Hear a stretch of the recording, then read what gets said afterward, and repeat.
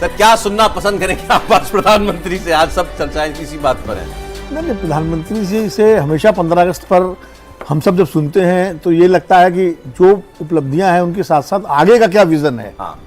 आगे जो है देश को लेकर के और क्या योजनाएं हैं, क्या विजन है, और खासकर इस वक्त जो दुनिया की परिस्थिति है, वैश्विक स्थिति है, और ऑपरेशन सिंदूर के बाद जिस तरह की परिस्थितियां उत्पन्न हुई हैं उसके बाद भारत उसमें किस तरह से अपनी भूमिका, जो नई भूमिका है, उसको स्थापित करेगा।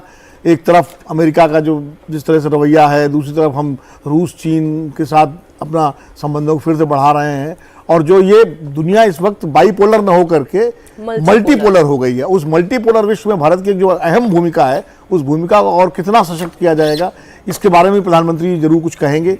इसके अलावा देश के भीतर जो चुनौतियां हैं, खास करके बेरोजगारी, गरीबी, महंगाई, जो शाश्वत चुनौतियां लगातार हैं, आर्थिक विकास चुनौती है, 1947 में भारत को एक विकसित राष्ट्र बनाने की का जो संकल्प है उसको पूरा करने की दिशा में देश किस तरह से आगे बढ़ेगा, इन्हीं सब बातों पर हम चाहेंगे कि आज प्रधानमंत्री जी कुछ। अभी आपने जो एक सर बात शब्द इस्तेमाल किया, मल्टीपोलर वर्ल्ड, दुनिया में बड़े बड़े देशों को मिर्ची इसी बात की लगी है, क्योंकि भारत कहता है कि अब ये कोई यूनिपोलर या बाइपोलर वर्ल्ड नहीं है कि एक दो महाशक्तियां वो विश्व को डायरेक्ट करेंगी।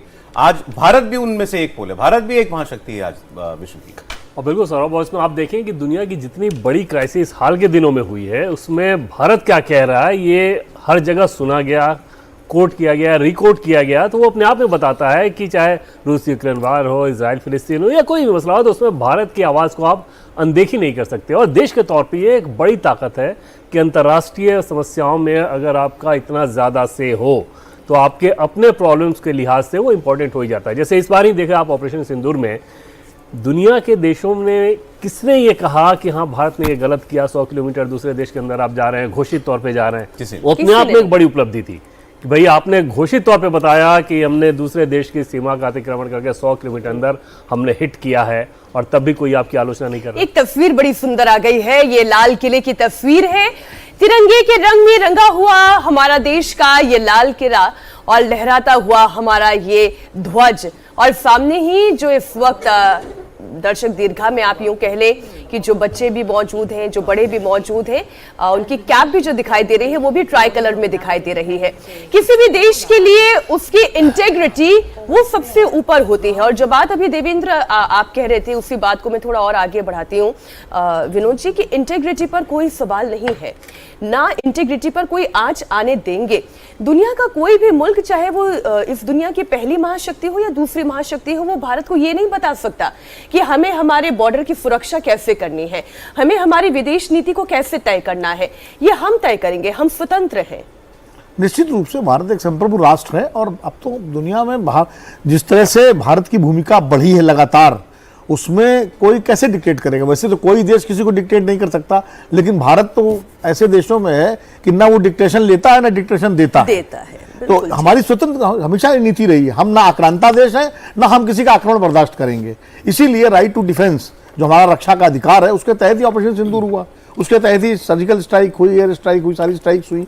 तो भारत ने, और जितने हमने युद्ध अभी तक लड़े हैं, वो हमने हमला नहीं किया। वो चाहे 47-48 की लड़ाई हो, 65 की लड़ाई हो, 62 में हम थोड़ा धक्का लगा, लेकिन वो भी हमने नहीं युद्ध किया था। 71 में भी हमने युद्ध नहीं शुरू किया था, कारगिल का युद्ध भी हमने नहीं शुरू किया था, और उस तरह ऑपरेशन सिंदूर भी, लेकिन हमने उसको अंजाम जरूर दिया। शुरू जिसने किया उसने उसका अंजाम भुगता।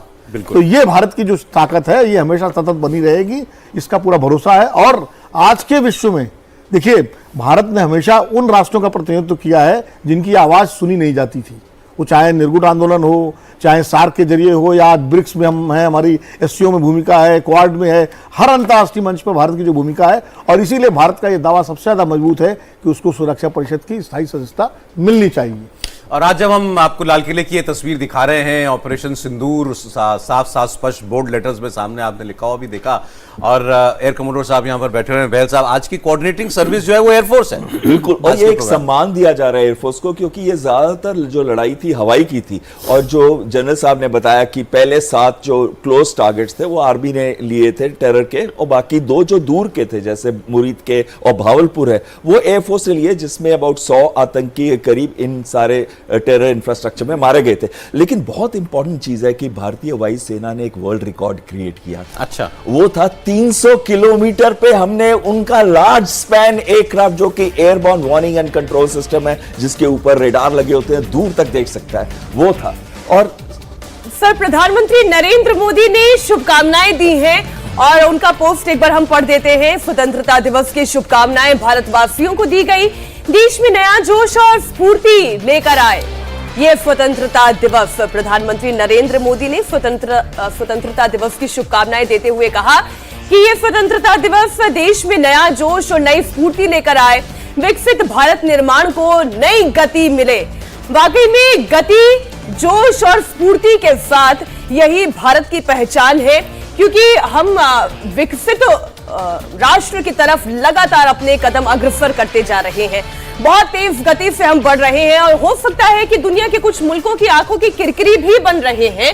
और इसमें मैं डोनाल्ड ट्रंप का जिक्र, अमेरिका का जिक्र इसलिए करना चाहती हूँ संजय सर, कि ये जो सिचुएशन बनी हुई है, भारत झुकता नहीं है। भारत अपनी विदेश नीति को अमेरिका क्या चाहता है इस लिहाज से तय नहीं करेगा। हाँ, हम शांति चाहते हैं, रशिया और यूक्रेन के बीच में मैत्री संबंध बने, युद्ध रुक जाए, लेकिन हम रशिया से तेल खरीदना बंद कर दें क्योंकि अमेरिका ये चाहता है, ये भारत नहीं करेगा, क्योंकि भारत विकसित राष्ट्र में अपने आप को खड़ा देखना चाहता है। आप बिल्कुल देखिए, भारत की सबसे बड़ी खूबी है कि हमारे देश के अंदर जो हमारी स्ट्रेटेजिक ऑटोनॉमी है, वो एक बहुत बड़ी खूबी चीज है। और साथ में आज भारत वो देश है विश्व में जो हर देश के साथ संपर्क रखता है, चाहे इजराइल हो। आपने देखा फिलहाल ज़ेलेंस्की ने भी प्रधानमंत्री से बात की थी, अलास्का टॉक से भी वो पहले।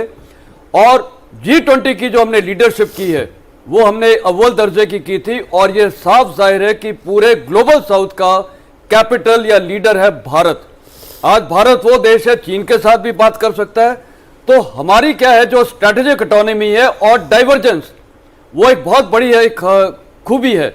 साथ में जो हमारा सिक्योरिटी स्ट्रक्चर है, हमने जैसे इन्होंने अभी बताया, चाहे क्वाड हो, चाहे एससीओ हो, जितने भी ये अलायंसेज हैं, हम पार्टनर्स हैं, पर प्रॉपर अलायंसेज नहीं है। जैसे नाटो एक प्रॉपर अलायंस है, हम किसी भी अलायंस के वो नहीं है। बाइलेटरल, मल्टीलेटरल पार्टनरशिप्स हैं, स्ट्रेटेजिक हमारी पार्टनरशिप्स हैं।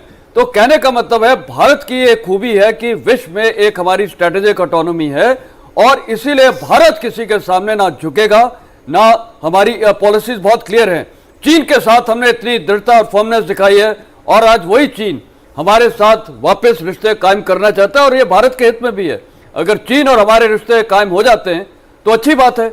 और आप देखिए, अभी एनएसए साहब जा रहे हैं और उनके भी वांगी यहाँ पर आ रहे हैं। तो कहने का मतलब है, और अभी प्राइम मिनिस्टर एससीओ में जाएंगे शी जिनपिंग से मुलाकात करने, और खासकर ये प्रेसिडेंट शंकर भी सर्गेई लावरोव से मुलाकात करने वाले हैं। बिल्कुल। और प्रेसिडेंट ट्रंप, जहां तक सवाल है, देखिए वो तो एक डिफिकल्ट मैन है ही, लेकिन उनको भी हैंडल करना, मेरे ख्याल भारत एक वो देश है, ना हमने कॉन्फ्रंटेशन किया है, ना उनके साथ कंपटीशन किया है, लेकिन अभी भी हम डायलॉग और डिप्लोमेसी पे चल रहे हैं। तो प्रधानमंत्री आपने डोनाल्ड ट्रंप भाई को चाहिए नोबेल प्राइज, आप बात कर रहे हैं डिप्लोमेसी की। एक बात कह दे रहा, बस इतना कह रहा भारत का कि हाँ डोनाल्ड ट्रंप को नोबेल प्राइज मिल जाए। मुझे लगता है उसे एक लाइन से दिखे सारे टैरिफ के मसले। डोनाल्ड ट्रंप भी तो ये जानते हैं कि Modi ji is a tough negotiator, वो खुद ये कहते हैं। नोबेल प्राइज हम अगर कह दें तो इसका मतलब ये मान लें कि उन्होंने हमारा मजाक में बात कर रहा हूँ। बड़ा अब ये सोचें कि आप वो तो वही दावा कर रहे हैं ना। हाँ, उसी दावे पे तो मांग रहे हैं नोबेल प्राइज के। हमने भारत का, पाकिस्तान का नाम लिया, बाद में उन्होंने थाईलैंड और कंबोडिया का लिया। जितने लोग गिनाते हैं कि डोनाल्ड ट्रंप ने इतनी बार 30 बार 35 बार कह दिया, तो लोगों ने गिन रखा है, जितनी बार वो बोलते हैं वो कैलकुलेटर लेके बैठते हैं।